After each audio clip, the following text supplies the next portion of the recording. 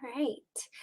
Hi, everyone. Welcome back to CM Blind. Thank you so much for joining us. Today is going to be an exciting episode of Blind Community Chat. I have a guest with me, and before I get to introducing her, if for everyone watching on the replay, don't worry, if you missed the live chat with us here, you're going to be able to just put comments down below. Tamara and I will get back to you in the comment section if you have any questions, want to contribute your 2 cents and experiences. It's going to be a wonderful discussion and contribution to our community. I think it's awesome as more of us are starting to travel the world and all that jazz. So what we are going to be talking about today. So I, as a blind person, growing up in the United States, I've lived in 4 different states. I've also lived in South Korea. And my guest here, Tamara, I'm going to let her introduce herself in just a second, but she's from Canada. So she's going to be bringing to us her Canadian experiences being blind and just going through school, growing up, and now as women, what are the differences and similarities and pros and cons to being blind in all of these different countries, environments, and states, and all that jazz. So I'm very, very excited. I'm going to go and check the chat just a bit as people are getting their notifications. If you have not yet hit the notification bell for my channel, go ahead and do that now. That's what's going to give you the little heads up when we do these live blind community chats. Since summer is coming up, the schedule is going to get a bit wonky again because kids, they rule the world. And so that's going to interfere with my schedule that I've had this past spring. So make sure that notification bell turned on, y'all. And I'm going to turn it over to Tamara while I chat with y'all in the live chat section. All right, girl. Hello. Thank you for having me, Cindy. It's Yeah. really fun to be back. It's been a little while, but I'm very excited to talk about the differences because I'm sure there's many things that even I don't know about what it's like growing up in the States with a disability, what it's like accessing even healthcare or specialized services. So I'm very excited to do that. And just so you're aware, if you are tuning into this stream, we'll be popping straight on over to my channel afterwards. That's right. And continuing on, talking about parenting and both parenting from the perspective of a parent with a disability and how you work with a child with disabilities to help them grow up and become successful and amazing independent people. So, what would you like me to chat about first? So I think let's start from square one because, now a lot of people I think do experience a lot of sight loss in their teens. Mm-hmm. And then, maybe again, this is just some random knowledge just from literature that I've read over the years, but I know a lot of people experience sight loss in their teens and then maybe 30s, 40s. And then, of course, you have those like with macular degeneration that experience it a little bit later in life. So, how about we just start kind of at the beginning? So, you had sight loss pretty much from the beginning, like you going into school age years that you already had an impairment. Yeah. What kind of services in Canada do they have? How's the system set up for kids of school age? Well, I'll just give a little bit of backstory, just kind of leading in there. I've been legally blind since birth, but they didn't know that. So Oh, it actually took several months into kindergarten before they realized, oh, there's something going on here. We need to figure it out.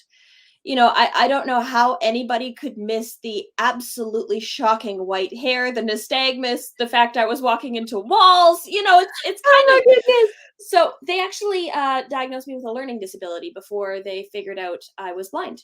They wanted to put me on Ritalin. They thought that I was the biggest disruption in class known to man because I wasn't looking at the picture books, not because I was getting up and doing things that I wasn't supposed to, but because I wasn't focusing visually on the teacher. So once they actually figured out that it was blindness that was going on, I think I was really in the last generation of what I'd call the sweet spot for getting services as a student with disabilities in mainstream education. I had, through elementary school, a full-time one-on-one EA in the classroom next to me all the time. Really? Yes. Yeah, from kindergarten all the way through grade 6. Um, And was this just like a mainstream public yep, school? yep, Okay. just a public school. And I was in French immersion too, so I had an EA who spoke French, as well as Wow. English. And Wow. then I was able to access all kinds of things that were just, whether it was we started out with large print, that didn't really go very well. I was slower than molasses in January trying to figure out how to read. I couldn't focus on the text, even when it was massive. So we switched over to Braille pretty quickly. I'd say by the time I was in grade 3 or so, I was mostly Braille. But they modified just about everything for me in class, from gym programs to getting alternate formats to O&M services were just provided. They had vision consultants working with me constantly to make sure that I was getting all Wow. of the services that I needed. It really wasn't, the only difference is that I was in a second language, like full-time second language, which was a little unusual for somebody with a disability. They wanted me to be in English only. They thought learning Braille was challenge enough, just do English only. And my parents were like, no, no, no, no, no, no, she needs to be in French too. So Wow. I'm glad they pushed for that. But most of those services I didn't even have to work for. I expect there was a little work on my parents' end to make sure that those were all in place, but it wasn't really a question. And for my other blind friends that I know who grew up in the same area as me, they all had the same services I did, from large print to Braille to EAs in the classroom to O&M to, it was just there. Yeah. So how about you? So, so for it took a long time to diagnose me, and I kind of had a similar start as you. They thought I had learning disability. I was diagnosed with ADD. Yep, Um, me as well. at the time. And so they were kind of chalking everything under that. I started losing vision around age 5, and I noticed it when I started kindergarten that I was not able to see everything that everyone else was able to see. And at that age, that's just all I could comprehend.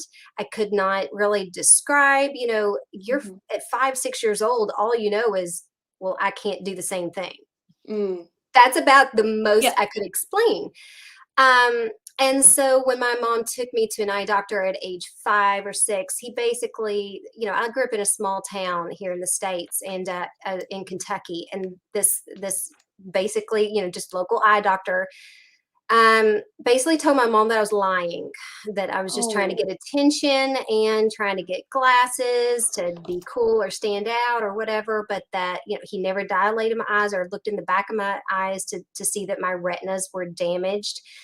And never did any of that. He just basically said I was lying when I said I could not make out the pictures of the animals. So home we went, and because of that traumatized me. It took 2-3 years before and further progressive sight loss before I was had the courage to go back to the doctor.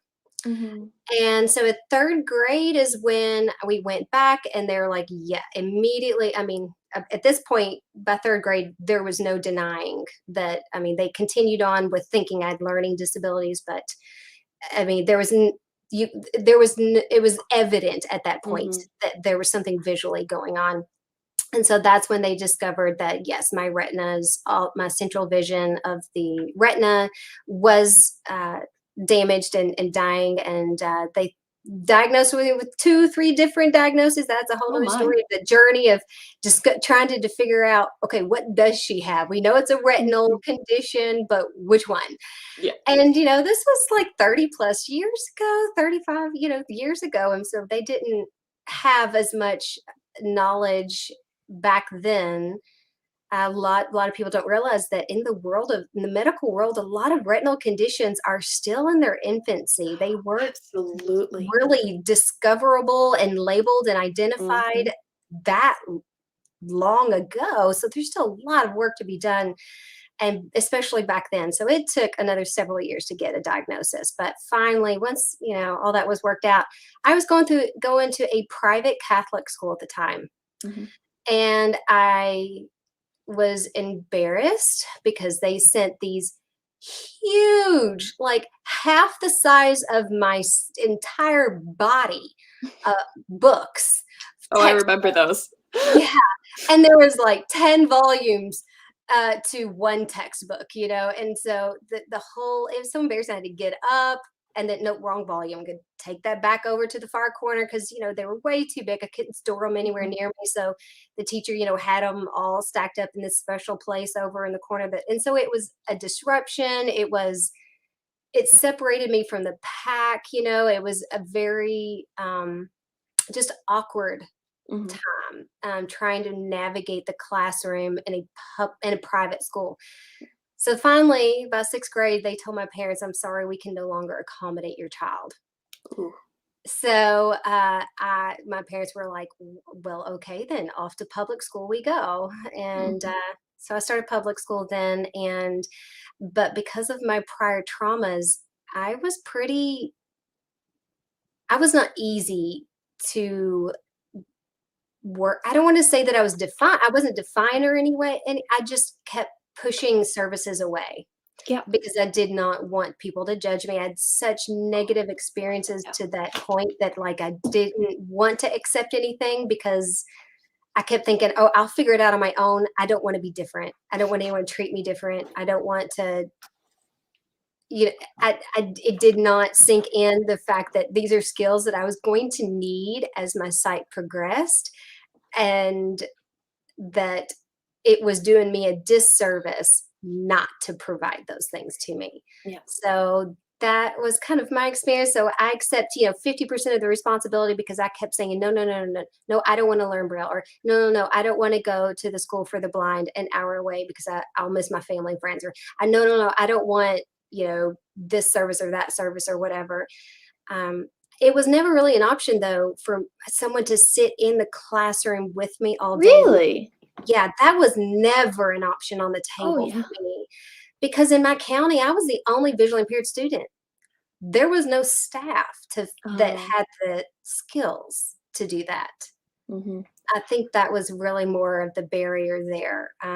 The service just was not there in that town, and I think that's probably a lot of across the United States. Unless you're in a big city or a very well populated county within a state, um, or specifically located in the area where the state school for the blind is located. I don't know too many people who could have a VI teacher sit with them every day through every class for the entire school year. I don't Yeah. I don't I think that's the typical experience. I know that that does not happen now. Uh, Really? so I know that I was in what I like to call the golden age, Yes. where students were just starting to be mainstreamed who had disabilities, and my parents pushed hard for that because they did want me to go to the school for the blind. They did want me to do specialized education, and my parents were like, "No, no, no, she's going to stay in mainstream school, and no, no, no, she is going to do a second language, and no, no, no, she's Mhm. going to." So I'm glad they pushed for that, but yeah, no, I was truly in the golden age. It didn't happen in junior high and high school, but all the way through elementary school, that was kind of the norm. So if you were legally blind, you had a full time aide in the classroom who was doing all of your accommodations. They Interesting. might leave the classroom to go enlarge something or Right. emboss something, or they'd take you out of class to help teach you braille or stuff like that. But it was never that was never an issue as far as I was aware. And then Interesting. junior high and high school was a I mean, I was very, very lucky because where I was, we had a really progressive TVI who was running the county essentially. She handled Mhm. all of the blind and visually impaired students, and I think there were 8 or 10 of us. Everybody moved to where I was just because of the services that were being offered. So I really had what I consider a charmed. I didn't know how blessed I was growing up having all of those services available to me, but that's why everybody came there. So In in junior, Canada, you don't think they do that anymore? no, I know for a fact they don't. I work with younger students and I do a lot of mentorship and I teach now, and I'm hearing from the students that are going through now who are objectively have more needs than I did going through education. They don't have full-time aides. They have to share between 2 or 3 other people, and they Mhm. might see a TVI once a month. They don't have access to one every day. They may or may not be getting the services that they need. There's only 2 O&M instructors for the entire province where I live.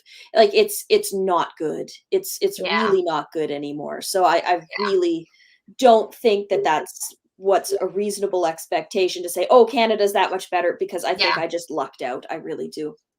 I think there's a similarity between our countries. I do think that, though I didn't receive a lot and I kind of fell through the cracks in my system at that time, I do think there was a lot more available as far as, like, I remember someone coming to our house that was kind of from the, like, State Department, Mhm. for individuals with disabilities kind of thing for kids. And I remember she was just like willing to purchase any and everything under the sun for school, like, to get, Really? like, yeah, I mean, so she was like, "Oh, you'll need this to listen to tapes, right? You'll need a tape cassette player." Back then it was cassette tapes, right? Mhm, mhm. I'm dating myself now, y'all. Oh, I was Um, doing cassette tapes too, so you're not that much further than I well, was. and so, and then she's like, "Oh, and you'll need a recorder," and like, and then I got, a CCTV and all this stuff and everything. So I mean, the purchasing power was, their budget was a lot larger for purchasing and such. But as far as like individuals that were managing the the actual people and their learning experiences, I don't think there was a lot of staff, available Mhm. that were trained appropriately to do so. But the similarities there that I was alluding to is, I think today Mhm.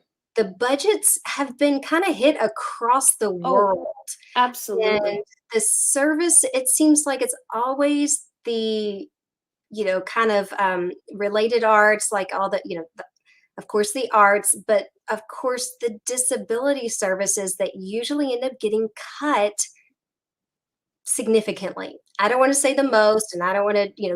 paint a broad spectrum there, but it's definitely, it seems like always the disability services and departments that get a major hit to their budgeting, Absolutely. more so than any other. So that's just my observation. But it seems like our two countries are very similar, especially the last decade. That Absolutely. Yep. budget, we're feeling it, we're Yep. seeing. Yeah, absolutely. And I mean, and it shocks me to see what kids are getting these days. And I sit there Oh, and I yeah. go, how can I help? How can I help you to succeed? Because I feel like I have a duty to give back, given that I did have access, and I wholeheartedly believe that having access to all of those services, being able to learn Braille, having somebody sit there so I got the fundamentals at the same time as my other peers, having Yeah. all of those services in place, getting O&M training early, it is the reason I am successful today. It is the reason I am independent today. And it makes me really scared to see that they're mainstreaming a lot now, but those services are gone. And Yeah. it's scary. It's really, really scary. When I got into high school, I have to say it was probably the best experience of any of the above. They were really trying to work on that independent stuff and trying to make sure that we were transitioning well into post secondary. So there was no aid in the classroom, but there was somebody always available to you if Yeah. you needed something. The TVI was in the school, so she was available to us every day, anytime we needed something. Definitely didn't take advantage of that as much as I should have. And there were multiple braillists and alternate formatters at the school, so there was never any delay getting textbooks, materials, worksheets. What it was all there. And we were part of a pilot program for the sciences, and this is again part of the reason I think I was able to go to post secondary and do well. Was they had cutting edge technology so that they could let us, myself and the other blind students, explore all of the science and do the experiments at the same time as the other students. They'd modify Hmm. them a little bit, so they had color detectors and they had pH meters, and it all hooked up to JAWS, and it worked with JAWS, talking What? blood pressure meters, talking literally anything you could imagine. Like, I could do a pH curve better than any student in the class because I was working with professional grade equipment, and they just had their little bulb pipettes. We had auto pipette with, they set us up with a full science lab in high school. It was ridiculous, and I am so jealous that I didn't have No, that when I went to post-secondary. that's It the was way it should be. amazing. I feel like that's the way Yeah. every single school should be. If there is a school that has um, any kind of child, any kind of student with an IEP that justifies that type of accessibility, it should be provided. No Absolutely. barriers. No ration, no, oh, it's not in the budget, or oh, we don't have an expert, or oh, we don't have someone certified Yeah. to do.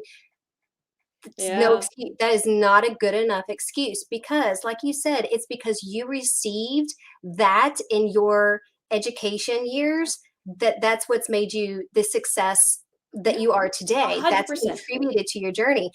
And the fact that people are so baffled why we have such low employment rates right now, it's Mhm. because it's not just because we can't, like, people, it's not because of the obvious reasons, but I Mm. think the another underlining issue is that individuals who experience sight loss through the school age, primary years from K through 12, they don't receive the adequate enough skills to give them the confidence to give them the same level of Yeah. education in a public school system, Yeah. and the same accessibility things that they that sets them up for that success later Absolutely. down the road. Yep. There's a Absolutely. disconnect there, and I feel like you see that reflected also in the low employment numbers. 100%. And I can tell you from that large group, those 10 of us that all grew up in that area getting those amazing services, every single one of us is employed. Every Yeah. single one of us has a job. Every single one of us went to post-secondary in some capacity and is doing good things. Yeah. So, I mean, if that doesn't speak for itself, a 100% success rate is ridiculous, Yeah. right? You know. I'm going to dig into the chats here. I'm going to Mhm. turn my voiceover on and see what everyone's saying. Okay. Hey, Ray. Thank you so much. I appreciate that. It's been a while since I've seen you, Ray. All right. Really? Okay. Oh, I forgot. My voiceover's on super, super fast. So let me slow down. I've had that feedback on my live chat, Tamara. I don't know about you, but everyone's like, your voiceover's too fast. And I'm like, oh, I'm so sorry. I was like, you get used to it that fast, but no one else is used to listening to it. So Oh, I'm gonna I'm terrible for that. Yeah, I listen to it at 100%. open voiceover settings. Okay, y'all. I'm gonna set it. I'm gonna lower it down just a bit. Do you use the rotor to? Quite catch that. Could you please say that again? Sorry, hold on. Open voiceover settings. Pause just a second, guys. All good. Maybe while you're fixing that up, I'll just chat a little bit about kind of Yeah. post-secondary, because that was the biggest shock to me in my life. Yes. In post-secondary, I was supposed to have a smooth transition into what things were going to be. It was supposed to be literally identical to high school in terms of the services in place. I was supposed to have ongoing O&M to learn classes. I was supposed to have extra time and all the rest of that. And some things were okay. You know, they And is had this transitioning from high school to college? yes, sorry, college in the US, we call it university Okay. here. Yeah. Okay. I was just for all of those of us Yeah, in the States, of course. post-secondary Yeah. is college, university, vocational, or Technical any kind schools, of what anything you do. after Yeah. high school Yep. education. Okay. Yep. Okay. So, and they have the same laws here, very similar to what's expected in the States, of a duty to accommodate and a duty to remove barriers to education for people with disabilities. And I can say that it was not the experience I had in high school. It Mm. was, it was nothing. I got nothing. I might get And this an was in the extra same time. province and Yep, everything? yep, same city, same everything. Interesting. Uh, Nothing. Literally, I was not getting textbooks in any format, never mind the braille that I'd requested. I What? was not like, my first semester of university was a train wreck, and I mean, I ended up getting a public apology from the university because it was that bad. So that says something, doesn't it? Yeah. And then, yeah, so I mean, here we are the night before midterms, and I haven't seen the textbook yet. Uh, Oh my. I I, haven't been given any of the notes from the class, and I can't understand the prof because where's this love like this is what I could hear. It sounds mm, miserable, and I can't understand what's being said. They're drawing on projectors, and I'm going, you know, if I was just given a chance, I could do this, but I don't know what's happening right now. And I tried to, advocate for myself and do what I was taught to do in high school and do that, but I wasn't given enough practice, so I didn't know what to do or how to really force the issue because I was 18. I didn't want to rock yeah. the boat, or I Yeah. wanted to be nice and have everybody like me, and I was one in a class of 600. And that is They so don't par for the care. course here in the States. So many of us, we do not have the adequate self-advocacy skills Yeah. at that point in time to really not only hold everyone accountable, but to find the verbal communication, who to speak to, how to speak to them to make those needs known. And it's that's another similarity, I Yeah. mean, it is not the age to expect that just out of high school we're all of a sudden going to have these beautiful eloquent skills of communication and self-advocacy to Mhm. make sure that our needs are met. Yep. No. No, because I mean, for the first 18 years of your life, it's your parents doing it, Yes. and it's Or people the on your school system's behalf doing it. Yeah. IEPs and things are in Yeah. place to take care of it for Yeah. you. Yeah. So it was miserable. Yeah. And then, I was meeting with professors saying, "Okay, I was not given the textbook. I don't have any of the notes from the class. I've been doing my best to try and keep up. I've attended every class. You see me here every day. Could I have 2 days to try and catch up before I write the midterm here because I've been giving nothing. Yeah. Absolutely nothing." And their response was it wouldn't be fair to the other students. And I said, "You know what? It's not fair to me. I couldn't cheat if I wanted to because Yeah. I don't know what we're even talking about right now." Um, That's wow. so anyways, I that was the first time I really kind of understood, okay, I'm not in Kansas anymore. Yeah. This is the real world and it's not nice. So for post-secondary, so at girls' colleges and universities, so here we have an entire most, I Yep. think all, I mean, I don't have Dr. Google right in front of Mm, me at this moment to fact check myself, but my understanding is that every college or university should have some sort of department yep. or person in charge of what we call disability resource center. It's a Yep. disability resource center, Yep. disability resource, anything, some kind of Yep. department like that at Yep. the college. And they're the ones that you go to report, hey, I have a disability. These are accommodations I need. And they assist making Yep. sure every professor gets the type of documentation Yep. required that they have to comply to in accommodating you in the classroom. So does Canada kind of have a similar setup? Yes. For Yeah. larger universities, yes. For very Okay. small ones, or any small post-secondary institutions, maybe, maybe not. It depends on the school. I mean, I was at a very large post-secondary institution, more than Same. 30,000 students. A Yeah. lot of Same. people went there. And the kicker was the government pays a lot of money every year. I mean, we have more social services in place than you do in the States in large measure to help kind of make sure that we're bridging those gaps for people who might fall through the cracks. Mhm. Apologies, I just about said a bad word there unintentionally. Um, um, so yes, for people who might fall through the cracks, but there isn't enough funding to go around. When you think about one person in 4 in the US has a disability, or one person in Yep. 8 globally has a disability, you Yep. can assume that there's fairly standard, that's fairly standard globally. So somewhere in there is going to be students at my school who have disabilities, and you better believe that not all of those are getting funding. So what Yeah. actually ended up happening is the funding that I was getting as a person with quote unquote severe disabilities, that funding wasn't going to me, it was going to fund the students who didn't have funding. So Mm. that's where all the resources were going. They didn't have enough people. They didn't have the ability to produce what I was needing them to do. And instead of saying, hey, we can't do that, or hey, maybe we can find another way, they were just siphoning that money off to students that were quote unquote easier to deal with.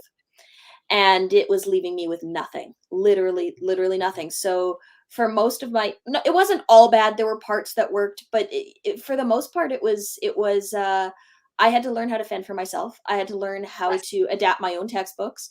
I Yep. had to learn how to communicate with the professors, because I knew I wasn't going to get anything from the department that was supposed to be my advocate and supposed to take care of all of those needs. So here in the States at the college level, this is actually, it's so funny. I should post a lot more on this because my husband is a college professor and has been for well over 15 years. He's just now completing his doctorate in education, and curriculum, higher education and curriculum. So he and all of his teaching year, I mean, this is something he is extremely passionate and knowledgeable about. And he's had several different situations where he has not been able to accommodate, because here in the States we have ADA, which I'm Mhm. assuming Canada also has Oh, ADA. just recently, very just recently, they passed. Really? 2019 is a very similar law now. Oh 2019. my goodness. Mhm. Very ironic since, like you say, you all generally, I feel like, do fund Yep. disabilities a little But bit more than the disability, states do. we're talking 2017 when we finally got the disabled people Mhm. can or people with disabilities now have to be paid at least minimum wage, and we're that there are some Oh, things I that don't I think just we're like there. raise your eyebrows. We have not made it to that point. Individuals with disabilities can still be paid under minimum wage here in That's the state. hideous. Yeah, yeah, that's another big different con there. But we'll get to employment here in just Mm. a bit, and I'm going to get to y'all's chat here too in Yeah, just a yeah, bit yeah. too. But I just wanted to make this point. So my husband, he said, so under 88 there is reasonable accommodations, Right. and defining, and a lot of people have confusion on reasonable accommodations. Well, so my husband, he had a student who was visually impaired, Mhm. and basically he's like, there is specifically one class. I, there is no accommodation because this, it's like, I can't give you more time because it is a skill. Mm. It's just a skill that either you can do or you can't do. And it was like something like, sight reading or oral train. It was a musical class, Mm. music Okay. class. And basically he's like, if I give you more time, it defeats the purpose of this. I can't measure the skill, Mhm. basically. So and I can't remember how they got around that, or what the situation was. But then he also had someone hearing impaired that wanted to come, and this person was like, I need you to turn it up super loud, and Matt's like, well, I will do my best, but I don't think you understand. There are other classes around us. I can't blast, everything. And I mean, so there's, in the fact that it will take away from, like, the entire building will hear, Right. like, you still have to be respectful. Mhm. And so anyway, it's like, you have to work with your professor to Absolutely. find a reasonable accommodations, and Mhm. sometimes there are certain situations and circumstances where there may be a solution and there may not be. But I wish the education point here in the States is still needs so much work, that it is not for them to automatically deny based on their assumptions and their Mm. thinking. It is a process that you need to work together to think creatively. Is there a solution, and not an automatic shutdown of, no, there is not a solution. I'm sorry, you should not take Yeah. this class. And That sorry. still goes Yeah. on here. And sorry, not even to just interrupt you there, but just even if the student and the professor don't necessarily know what the answer is and the department doesn't know what to do, bring in an expert. Bring in somebody who Exactly. consults. So, that situation that you were describing, that's the stuff that I consult on my day to day. That's Yes. the kind of stuff that, okay, well, we could try this and this so that works like that, and then so that's Yep. the stuff that I work with people on, and it's specifically music for the most part. It's something that I've been getting into more, is working with students with disabilities and training music teachers and how to work with them, Hmm. and accommodate so that it works not only for all of the students in the class better, but especially for the student with disabilities. So Right. yeah, And so, I think that because there is a lack of staffing, there is a yep, lack of individuals going to get certified and training in these areas to provide these services and education and training, other teachers, like, oh, you have a student with this disability. Let's here are, let me train you so that you can be a better teacher for that student. yeah, Those positions, unfortunately, not only do they have enough funding in this area or in this country, I feel like overall, but there's also just not enough people applying. Like, there are positions I feel like available in places, but they can't fill them because there's no one with the correct certification and trainings.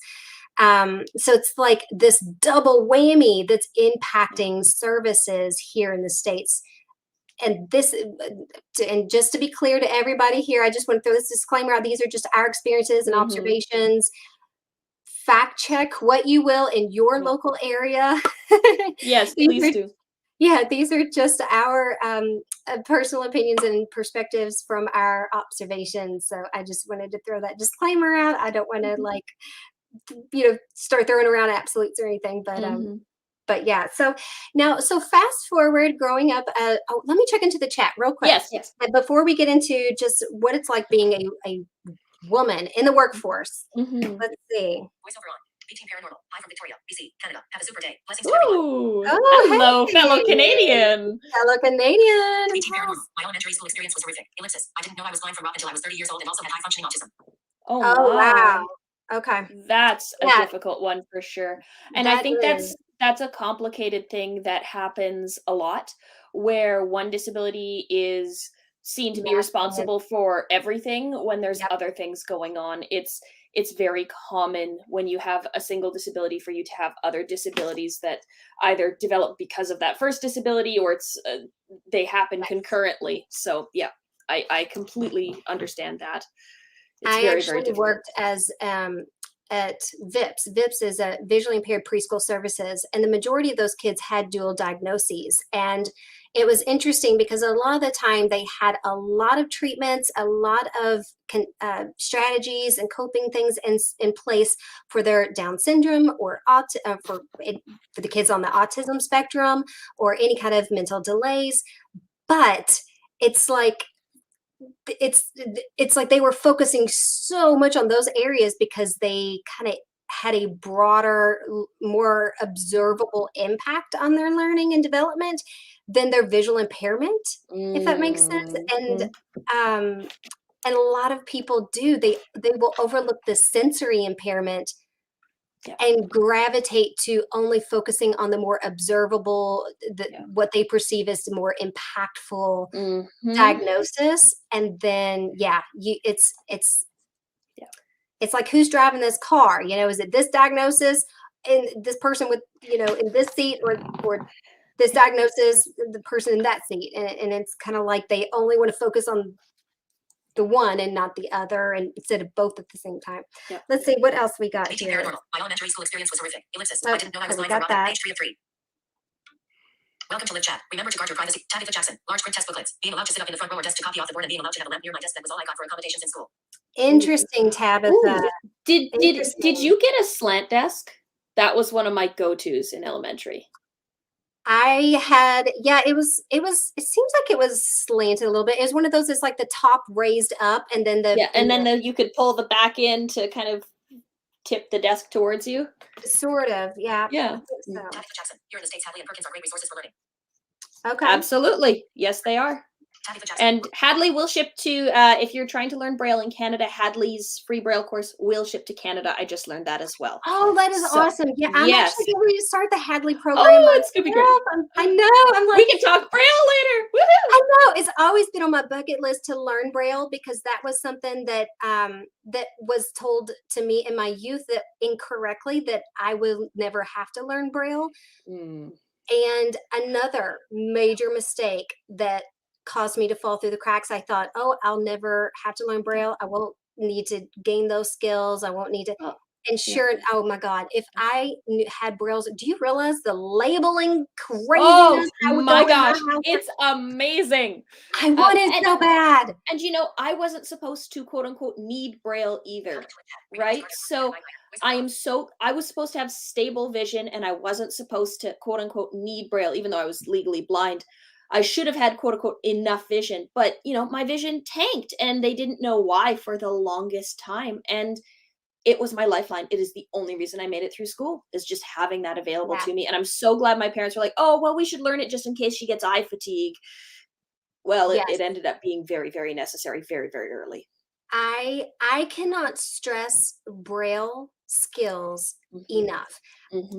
If any doctors ever listen to this on the replay, if there's ever a VI teacher out there, if Yeah. there's anyone with a child with a visual disability, they could have enough functional vision their entire life. But eye strain and eye stress is a legitimate impairment in and of itself on its own. Absolutely. I have had a headache every day, Tamara, for 3 weeks. I have a headache right Oh, now I believe that. all the time. I had migraines for as long as I can remember from visual eye strain. Like even now, even though I can't really even use my eyes, I still get eye strain. Because Yeah. just like, what is that light blob over there? You know, like my eyes don't just, even though they don't really work and I just have like light and shadows for the most part, my eyes still strain to try and figure out what I'm trying to look at, even though I can't identify what it is anymore. Right. It's And it's like you horrible. said in one of your videos, where it is so awesome to be able to turn the lights off or Yeah. to whatever and to Shut just your eyes and close your just eyes and still be able to gain the information that you're Mhm. interested in and not Mhm. have to strain those eyes. Yeah. I want those skills. So I am it's never too late to learn Braille. Nope. But the earlier you do it, especially in elementary school, the better. And Absolutely. it's a skill that you do have to keep up with to maintain. Yep. It's like if you don't use it, you lose it. But that's what happened to me. I lost everything that I did learn in for a short summer experience. But these are skills that even though I for years had functional vision, now I'm a white cane user, but prior to me being a white cane user, I still wish I had Braille skills. I was still reading print, but the amount of strain I could have decreased, the amount of headaches I could have decreased, and I could have protected what vision I had remaining even more by not doing those things. I don't know if there's any research out there. I've been wanting to, that was my next research project, is to see if there's any correlations between kind of like increasing the deterioration of sight and losing muscle control as far as photophobia goes, and like our eyes responding to and from different environments and just all those things, focusing, all that stuff. Do those things decrease at a higher rate due to increased stress and strain? I truly feel like in my experience, they do. I feel like my vision would be better had I had Braille skills and was not straining my eyes to the extent that I was for so many years and today. So that's just my soapbox for that. Your hot take. It's your hot take. I mean, and I have to say it was amazing to be given those skills, and I didn't want to learn Braille at the beginning. I didn't. I Yeah. hated it. I didn't want to look different. But let me tell you, there's something really magical to not like having your head on your desk and your neck be strained and have your back against the back of a chair, or even better, to have the lights off, door closed, hands under the covers, reading a book. Just Yeah. you don't even have to it's so relaxing. It's brilliant. Yes. Yeah.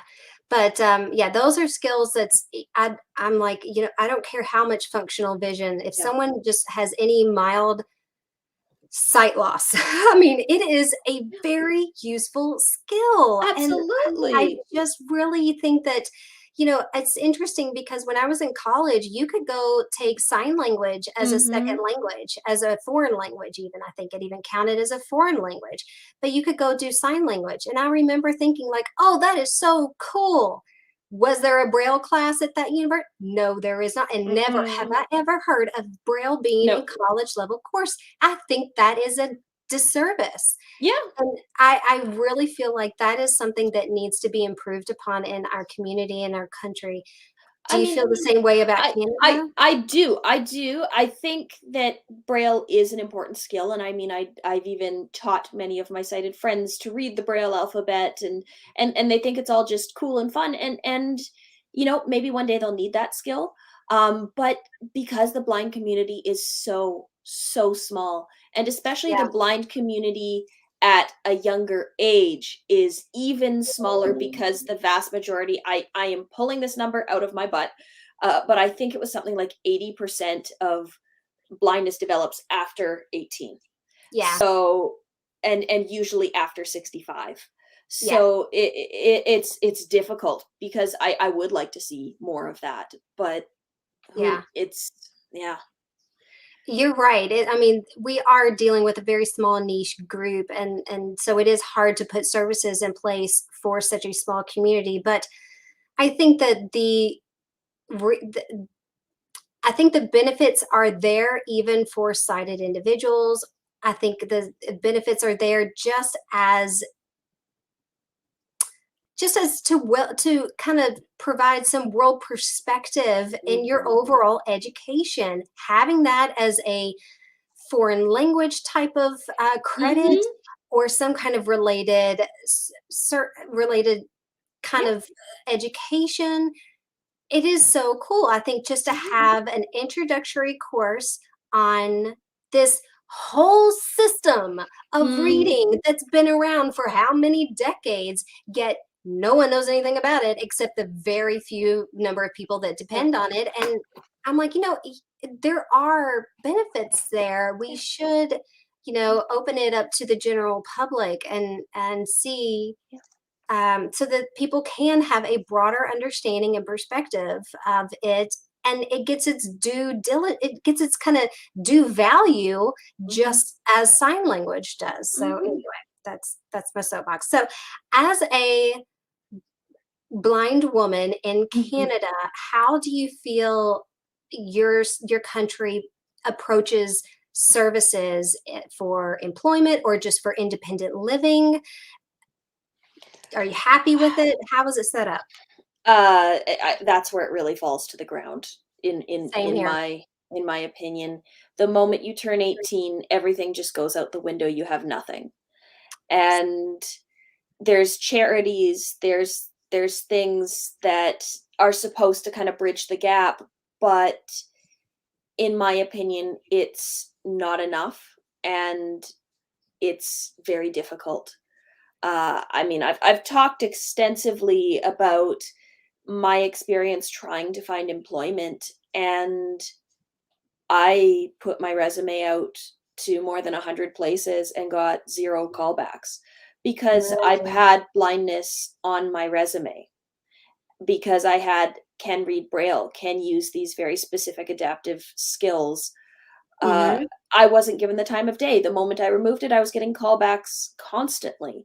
Interesting. But and I mean, and that speaks to the I don't want to assume, but just the pattern of, okay, send out 100 resumes, get 0 callbacks, send out 10 resumes, get 8 callbacks. When you Yeah, remove the word blind from the resume, yeah, that speaks to some form of discrimination, whether it's willful or not.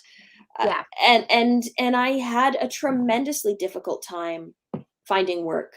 I wanted to work as young as 14 when my cousins were working and everybody was getting part-time jobs to help pay for going out to the movies, and I yeah, didn't want something. I was desperate for an entry-level job, a McDonald's, a Walmart, anything, Yeah. and they wouldn't hire me. They Yeah. would not hire me.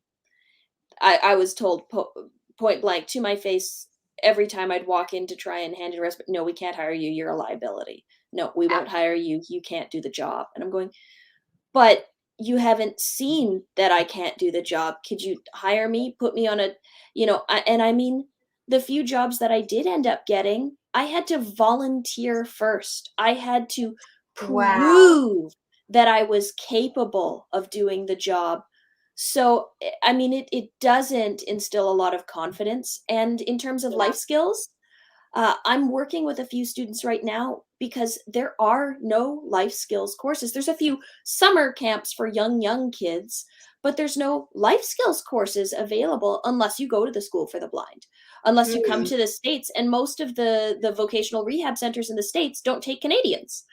So Interesting. So you all don't have any kind of like voc rehab kind of thing, like if there's stuff for seniors, but okay. there's not stuff for kids transitioning out of high school into wanting to live on their own. Not that So I've there's found anyone. literally like nothing set in place No, from ages like say 18 to 60. 25. No, really not. No. Wow. All of the independent living skills that I learned were picked up from other blind people I met or through sheer trial and error. Yeah, And same. And a lot of them actually end up being very similar to what is used in voc rehab or in independent living skills courses. But I had to learn that through messing up so many Yeah, times, trial and hurting error. myself really Yeah. badly more than a few times, uh, just to get it. And I can get O&M now. That is available to me, but the wait list is 2 years. 2 years. Presently 2 years, yes. And that's really unacceptable because No, if you need white cane training, you need it right then and there because it is a safety yeah, issue. It's not absolutely. just mobility, but it's like Yeah. I mean you for a lot of people, they safely cannot walk out of their home without that training and to say, "Oh, I'm sorry, you have to wait 2 years." Well, what if they need to go get Yeah. groceries? Yeah, and I it might be better in other areas or other parts of the country, but where Okay. I am, and I mean, I am in a major metropolitan area. I'm not going to name where I am, but Yeah. I, I'm absolutely flabbergasted by the things I hear from other blind people, by the things I have experienced firsthand that this is just not a thing. And I'm going, okay, well, do I go back to school and just open up a voc rehab center because it's so needed? Like Mm, I'm teaching kids right now, okay, well, here's how you use voiceover. Here's how yeah. cut up apples so you can have a snack after school. Yeah. Like that's not something that's being taught, Yeah. and it's not something that's even being taught in adapted home ec classes that you get through junior high and high school. I didn't learn how to do any of that stuff. It was basically Same. done for me, and then, oh, okay, here you get your A, and then move on. We don't want to deal with actually having to adapt for you. Yeah, same. In my home ec class in high school, the teacher just cut everything for me. Yep. That didn't teach me anything, did it? No. Mm-mm. Yeah, same. Trial and error. In fact, I've cut almost 2 fingers off at the tip because Yep. trial and error. I had to Yep. learn it all the hard way myself. I totally agree. Here, the states, though we do have voc rehab, like every state has a department or branch or whatever you want to call it that is dedicated towards providing services. The caveat, though, there is you have to be either a student in like some sort of education thing, basically, I think, or you have to be looking for employment, trying to get employment. If you're trying to get a job, then there's some funding open and That's available that's that not you right. can get some of those services, but it That's still takes like a year or more. Like I finally got a case open because I'm doing the whole employment thing too. mhm. And I mean, I'm hired right now as an accessibility tester, but this very, very part-time. It doesn't pay the bills. And so it's like I qualified, my case is open, but getting the ball rolling takes so much time because there's so much red tape. There's so much paperwork. It's got to go through so many crazy channels that it literally, I'm still a year into it and have barely received anything. That's So, ridiculous. That's completely ridiculous, and that shouldn't be yeah, the case. yeah, I And agree. it's unbelievable that this is allowed to happen. And I mean, and I work with I mean, I throw a very broad net when I work with clients and I work with individuals and companies. But I mean, vocational rehab is not just required for blindness. I have clients that I work with who have all manner of disabilities, who can't seem to access occupational therapy, who can't Mm, access uh, just to know, okay, well, I have this disability. How do I get from here to here? How do I actually make my kitchen work for me? How do I? And I'm going, I am not the person to know how to work with every disability. uh, right. I, I mean, I'm doing my best here, but that shouldn't be something that falls on me as a consultant. That should be available. That should be available without question, whether you're looking for work or not, because Exactly. you need to master those skills. You need to have those skills in place and be able to apply them before you can even think about looking at finding employment and being someone who is capable in the workforce. That's my very hot take, but Yes, I totally agree. I feel like the fact that you have to, get to that point in life, which it takes a lot of skills already in place just to get to that point in life. But yeah, there is not enough independent living. There's not enough classes. But just for time's sake, I want to jump to this kind of hot topic because one of the biggest distinctions between our countries is you guys do have a universal healthcare system, whereas we do not. And I'm very, very curious. So when it comes to do any of, I'm surprised any of these services, does anything fall under like a medical type of thing where universal healthcare comes into play? Do you get services like occupational therapy or physical therapy, or say like I fell like the legitimately a couple of weeks ago, I did fall, scraped my leg up really, really bad. And it was transitioning. I haven't gotten in the habit of using my white cane during transitions. Mhm. And so I was getting up from a concrete picnic table and I fell, and the concrete just shredded the side of my Oh, leg. And so I'm like, I would love to get, I probably, could have gone under my medical insurance and, gone to see a doctor or something, or if I needed physical therapy or some sort of, if I injured myself more, I probably could have used my private insurance to get some therapy or something. But I'm curious, like, what are the processes there, and how is your system different? okay, so I'm going to speak to a few different kind of aspects of that because it depends on well, it first off depends on which province you live in across the country because it's different across every province. Interesting. Okay. It's yeah, and it's different depending on, just because we have universal healthcare does not mean you can't have health insurance. You probably want health insurance if you're living here because certain things are not covered under the universal healthcare. They're So kind working of like on a supplemental policy. yeah. Okay. So a lot of things aren't covered. They're working on changing some of that. Like some of the things that are not covered are drugs. Like any prescription medications are not covered. Really? There are some very, very few exceptions to that. If it's something like a chemotherapy drug, it probably will be covered. If it's an intravenous drug, it'll probably be covered. But any pill, probably not. So you do Interesting. need health. You do need insurance outside of that to cover that. Anything that's emergency medical care or primary medical care, covered. Anything where you're seeing an MD for something, you don't have to worry about that. That all gets handled. So I fall and I scrape my knee, I cut my finger, I need to go to urgent care. I don't have to worry about health policies or anything. I just go to urgent care. I go to the emergency room. I set an appointment up with my primary care physician. That's fine. Interesting. That happens. Wow. Most vaccines are covered. So if you need like your Hep A or Hep B, if it's done within a specific time frame, that's covered. If you need to do it for travel or something else, you pay for that because it's considered as elective. Okay. So elective things usually you'll pay for, whereas things that are deemed necessary are covered. Is there any waiting period, or like can you just go straight in? To the emergency room, I mean, yeah, if I fell and cracked my head on the pavement, I could walk into the emergency room right now. And depending Okay. on how busy the day is, the wait might be 10 minutes or it might be 6 hours. So it's very similar to what you'd see where you are in terms of wait times, I think. You Yeah. know, trying to get testing done, there is significant wait. I know that, you know, you need an MRI. If it's an emergency, it'll happen same day. If it's not emergent, but you really need to have it happen, it's probably 3 to 6 months for most things.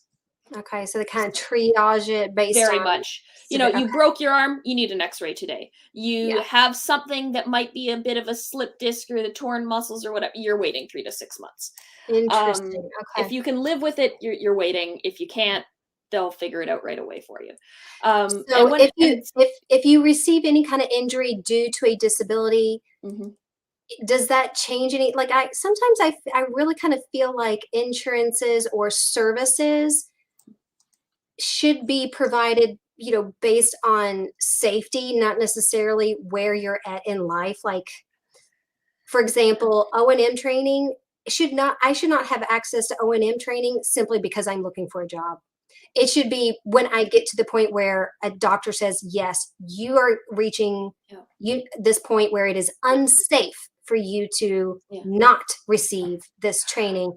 And then if I receive any kind of injury due to either lack of training or due to my disability, or like just say anybody, but like say someone with Parkinson's at age 20, has hereditary Parkinson's, fell and has a significant injury. We do have Medicare if you have a disability, which, speaking of, do you all have like a governmental kind of like disability income situation? Yes, we do. And Okay. again, it's province run. So Okay. there is some federal programs and there are some provincial programs. And I mean, it's very complicated to try and dive through, and there's a lot of red tape because a lot of people want to get on these programs, but there's not enough funds to go around. I mean, it's the Oh, universal story yeah, of yeah, a lot of people need it, and yes, not a lot of people can get it. yeah. It's the So same here. yeah, just before we move on to some of those programs, I just wanted to mention briefly about, you were talking about physical therapy and occupational therapy and that kind of stuff. Yeah. That's considered supplemental. I believe Interesting. if you have a motor vehicle accident, you can get Uh-huh. 4 appointments covered. Anything Okay. above that, you're paying for. And Interesting. then there are very specific providers that provide 1 free appointment per year. Interesting. One, you get 1 per year.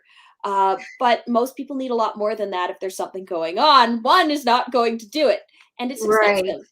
And as far as occupational therapy, if you're in a group setting, like a nursing home or something, an extended care facility, that'll be available to you. But if you're outpatient, it's a lot harder to get your hands on. It's much more difficult to access unless you're going through a very specific government program. Hmm. So again, there are I think I'm very lucky. So when it comes to mobility aids, like aids for daily living, walkers, wheelchairs, things that are going to improve, like there are programs in place to help cost share a lot of those things. So Okay. 75% is covered by the government. You pay 25%. Unless there's very specific circumstances where they'll cover everything for you. But again, the wait times are brutal when you're trying to Okay. access those things. And when you're talking about something like a wheelchair, the person who needs the wheelchair now. They Right don't need the there, right. wheelchair two At years minimum. from now. Yes. So Same. Yeah. yeah, Yeah. yeah, When it comes to disability services, that's, mm, I think, really the caveat that where the system, it sounds like a similarity here in both countries, is failing because there is no waiting. My need and my safety and my health is now. yeah, It is not 2 years from now. yeah, Yeah, that's yeah, a very it sounds like very, very yeah. common. And if you are on the government health plan, you have to show that you have extreme need. Your healthcare costs are beyond what is considered reasonable. It's many thousands of dollars a month in additional healthcare costs that are not covered to get on this program. They don't cover any supplementals. They don't cover your physiotherapy. They don't cover massage therapy. They don't cover chiropractors. They don't cover anything that's considered Wow. elective. They don't cover psychological services. What? No, so mental health is No, not. no. Unless you're in a crisis, there is no mental health. And that So is are the so wrong. supplemental things are they affordable? I mean, I'd say it's more affordable than you have, but Okay, I fair enough. wouldn't Fair enough. describe it It's a as legit issue here. affordable. Yeah, I mean, I'm not paying $600 a month for health insurance for basic Okay, yeah. coverage, Yeah. but I wouldn't describe it as affordable for somebody who is quote unquote low income, or somebody who is working an entry level position. Yeah. It's very, very difficult. So, I mean, many people go without health insurance at all and just do their best to limp along as best as they can and access only the services that they need to. Sorry. Yeah. No, that's quite all right. Yeah. So, I mean, there are things in place that can help, but again, it's knowing that they exist in the first place, because it's difficult to figure out what is it is not covered, because it's not all just taken care of. You Yeah. have to, okay, well, no, this specific item is covered under this program, but that would be covered under this, and I have to submit these 12 documents to maybe get Mm, access to that. And we do have social security. It's different in every single province. mhm. We do have essentially, it's assured income for people with disabilities. Mhm. uh, but again, it's very not livable for most people. Yep. Yeah. I think it's more than you guys get across the country, but I don't know anybody that could truly go beyond subsisting, just barely surviving on what is provided. Yeah, I know a lot of our Social Security disability system. Yeah, I mean, it's especially with the economic, the inflation rates that we've seen, a whopping over 8% the past year of inflation across our country this past year. Uh, I think disability and Social Security disability got a maybe 6%, um, but that it still doesn't cover. There's still that 2% deficit there, and it's still a very small amount. It's very difficult to live on alone. It is a different amount because it's also based on how much money you've paid in, how many quarters you've paid into the Yeah, system. that's So not there great. is a formula there. Not everyone gets like an X amount. And one thing a lot of people don't know too, that I was actually consulting a lot of my fellow blind moms on this a few weeks back, that if you qualify for Social Security disability and you are approved and you have children, they too can draw off of you. And there is a cap on that as well. So it's not like you can have 5 kids and they give you like the same amount per one. You just have a certain amount and it's divided up over however many kids you have. It does not Mm. change, but your children can draw off of you as well. And so they did not realize that, oh well, then I need to go I need to go speak to my Social Security office because my children can draw off me. So that's another thing, another, I feel like, issue, and that there's so many services that are in place that people do have access to, but because no one's really out there educating Mm. what we have rights to and access to, no one, it's like you don't know what you don't know That's unless it. someone's like, hey, by the way, did you know there is a disability tax credit? Or hey, did you know there is a blind tax that you Yeah. can check when you do your tax? Like no one knows Yeah. this unless someone tells you. And it's like there is no person out there that's helping to educate Yeah. individuals who are disabled on what their rights are Yeah. and what they have access to under the government. And I mean, I have made it my job to educate myself on these programs, to help people find these programs to do that. And I'm still learning about programs every few weeks from people. Oh, have you heard about? Yeah, it's And I'm going, complicated. where did that come from? I mean, I troll the internet looking for these programs to help people out constantly. And I'm still learning about things that I'm going, well, if I knew about that 5 years ago, that would have helped this person. Or if I knew about that, well, that would have helped me when I was going through this. You know, Right. and we shouldn't have to rely on charities to cover the Exactly. difference. And I mean, I don't mind. Here's my other hot take that I think a lot of people don't share. I don't mind paying more in tax if it means that we're going to protect more people. Amen. Woo! Girl after my own heart. I Yeah. totally agree with you there. And I'm living in a current state where everyone around me could not be further from that opinion. It's kind of the every man for themselves type of mentality here in the country.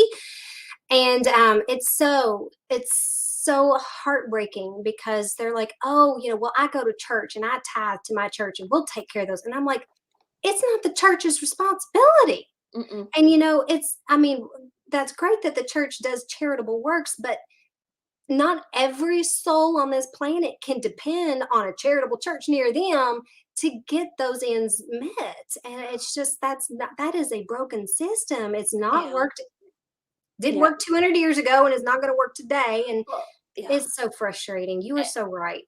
And not to mention there's a lot of shame in admitting you need help from charity. There's a lot of shame in admitting, oh, I need to go to the food bank, or I Yes. need to do this, or no, I couldn't possibly need that because and then you pick any reason to justify why it's okay that you're going without. Because I mean, I think we've all been in that position at some Yeah, point.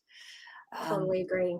Yeah, Totally, and I totally mean, agree. I feel very blessed in many ways to have gotten a lot of what I have and to be in the position that I am now.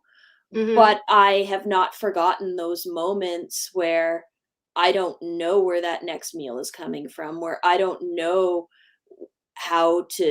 where that job I'm going to get is, or where that next consulting gig is, or, those are all still very much up in the air because even now, with a lot of education behind me, with so many certifications and courses and you name it, I still have struggled to find full-time work in any 9 to 5. Yeah, I work for myself, and that's the only way I've been able to make it work. yeah, And it sucks. It really yeah. does.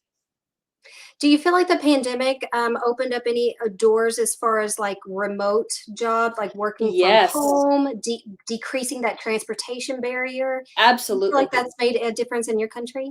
Oh, 100%. I mean, I'm doing a lot more Same. international work than I was doing before. Mhm. Before, I was flying all over the place, trying to do jobs, and it was a lot. And now, just being able to do it remotely, it saves so much energy, so much time. And I mean, not that I hated the travel. The travel was lovely, but it was tough. And now finding those jobs is a lot easier because they can come to me anytime. I mean, I don't mind staying up till 3 in the morning if I need to talk to somebody on the other side of the world, if it means that, we're gonna be able to work on something together. Right. That's a lot easier for me to do than hop on a plane for 16 hours and get the paperwork filled out to get my guide dog over there to be there for 2 days, Yeah. right? Yeah. Same. I think the workforce market here is changing Yeah. rapidly right now, even though like some of the pandemic restrictions and requirements and health regulations and things are starting to lift. The remote jobs are still out there. They're still there. A lot of people are closing down the office cubicles and stuff, cutting that Mhm. overhead down and just doing the work from home Yeah, positions. And that is actually working to our community's benefit because it's eliminating that transportation barrier. So, absolutely. um, yeah, that I think that just to end on a happy note there, Mhm. I'm gonna lay it there as on a happy note and say that has definitely been to our benefit here recently. Absolutely. Okay, well, guys, make sure you check out the description box. Tamara's channel, Unsightly Opinions, is in the description box. Go check out her channel and subscribe if you have Oh, not thank yet you. already. We're also on TikTok, so make sure Yes. you follow both of it. I just recently saw some of your videos there, Tamara, here recently. I've only done a few. I'm just starting. I'm a baby TikToker. Yeah, so make sure you go follow and support her work there on all Thank you. platforms. And I can't wait to have you back, my friend. It is Oh, it's always first such a time this delight. time has been just a very fascinating, hopefully beneficial conversation for everyone here, and I'm just so thankful to have you. And if you haven't had enough stream, come on over. We're coming straight That's on over to right. my channel. We're gonna have more chats going on there. Yes, yes, different topic, but same beneficial and value there. I can't wait to do it. So if you're up for more chatting, hop on over to Unsightly Opinions and we will meet you there in about 15 minutes or so. And I can't wait to do it again, girl. Woohoo! All right. All right. Okay, that's it, my friends. I'll see you in the next one. Blessings.